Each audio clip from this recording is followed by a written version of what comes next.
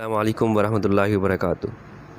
آج میں نے دیکھا کہ ایک شخص اپنے بیٹے کے ساتھ جو ہے وہ اس کے اوپر ہاتھ اٹھا رہا تھا اور بچہ اس کا چھوٹا تھا۔ تو میں نے جب یہ دیکھا تو میں نے ان کے والد سے بعد میں یہ پوچھا کہ آپ ان کو بجائے مارنے کے آپ ان کو سمجھا بھی سکتے تھے۔ تو انہوں نے کہا کہ میری بات نہیں مانتا۔ تو ہم بہت غلطی کر جاتے ہیں اپنے بچوں کے ساتھ بات کرتے ہوئے، ان کو سمجھاتے ہوئے۔ ہم شاید یہ سمجھتے ہیں کہ ہر مسئلے کا حل جو ہے وہ مار کٹائی ہے، کسی کو ہم مار دیں گے، چماٹ مار دیں گے، تھپڑ مار دیں گے تو وہ اس سے یہ مسئلہ حل ہو جائے گا، یا دوسرا میری بات سننے لگے گا، دوسرا میری بات کے اوپر عمل کرنے لگ جائے گا۔ تو مار کٹائی یا جھگڑا لڑائی یا کسی کو مارنا، تھپڑ مار دینا، اس کو ڈرانا، میرے نزدیک یہ کبھی بھی مسئلے کا حل نہیں۔ اور اس طرح ہم اپنے بچوں کو غلام بنا سکتے ہیں، لیکن ان سے ہم کام نہیں کر سکتے۔ جب تک ہمارا خوف ہوگا تو ہماری بات مانیں گے، جب ہمارا خوف ہٹ جائے گا تو ہماری بات نہیں مانیں گے، وہ کام نہیں کریں گے۔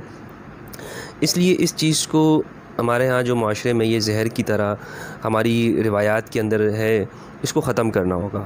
ہم دیکھتے ہیں کہ ہمارے اندر ایک ڈر جو بیٹھ جاتا ہے کہ ہم کسی سے بات نہیں کر سکتے، خوف زدہ ہوتے ہیں، پبلک میں بات نہیں کر سکتے، یا اپنی رائے کا اظہار نہیں کر سکتے۔ ایک غلامانہ ذہنیت ہے پوری قوم کے اندر، تو اس کا ایک یہی اثر ہے۔ ایک بڑے مفکر نے کہا ہے کہ اگر تم اپنی بیوی کو جو ہے وہ اس کی رائے کی آزادی دو گے تو تم جو اپنی جو نسل ہے اس کو آزاد پسند پیدا کرو گے۔ یہی مفہوم ہے، کیونکہ اگر ہم گھر میں اپنی بیگمات کو دبائیں، ان کو دبا کے رکھیں اور سمجھیں کہ ان کے اوپر چلائیں چیخیں، اس سے یہ نتیجہ نکالیں کہ جی وہ ہماری بات مانیں گی، تو میرے نزدیک یہ درست رویہ نہیں ہے۔ تو بچوں کے اندر بچوں کو سمجھانے کے لیے، ان سے بات منوانے کے لیے کچھ جو ہیں وہ طریقے ہیں۔ والدین کو شادی سے پہلے اپنے بڑوں کو دیکھنا چاہیے کہ انہوں نے کس طرح کامیاب زندگی گزاری، سیکھنا چاہیے۔ اب یہ اخلاق اداروں میں جا کر سیکھے جاتے ہیں یا نہیں سیکھے جاتے، لیکن ہمارے صوفیاء کرام کے کتابوں کے اندر یہ چیزیں ملتی ہیں کہ وہ اپنے مرید کو کس طرح سے تعلیم دیا کرتے تھے، کیسے اس کی باطنی اصلاح کرتے ہیں۔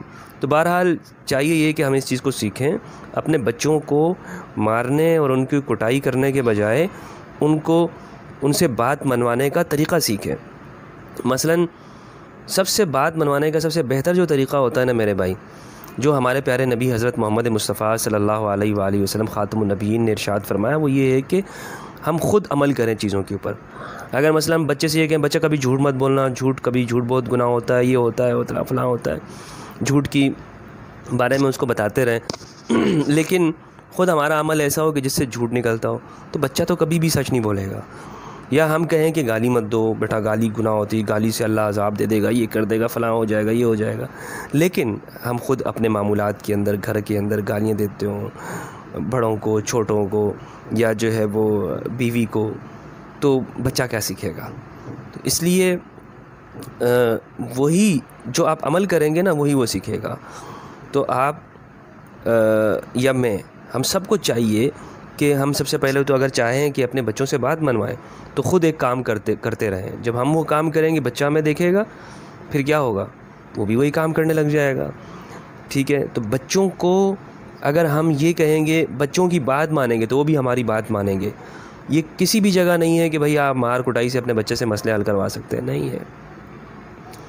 جو تشددانہ رویے جنم لیتے ہیں یا جو ہمارے معاشروں میں نظر آتے ہیں، اس کی اکثر جو وجوہات ہیں وہ یہی ہیں کہ ہم بچوں پر تشدد کرتے ہیں، اور بچوں پر تشدد کرنے سے ان کا دماغ کبھی بھی نہیں کھلے گا، ان کے دماغ کمزور ہو جائیں گے، سکڑ جائیں گے، وہ آگے کریٹیویٹی نہیں کر سکیں گے، تخلیقی صلاحیتیں ان کے اندر نہیں ہوں گی۔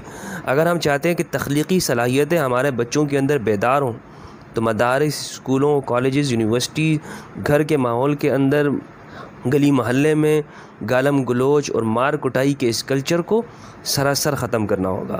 سب سے پہلے آغاز کرنا ہوگا اپنے سے، اپنے گھر سے، اپنے ماحول سے۔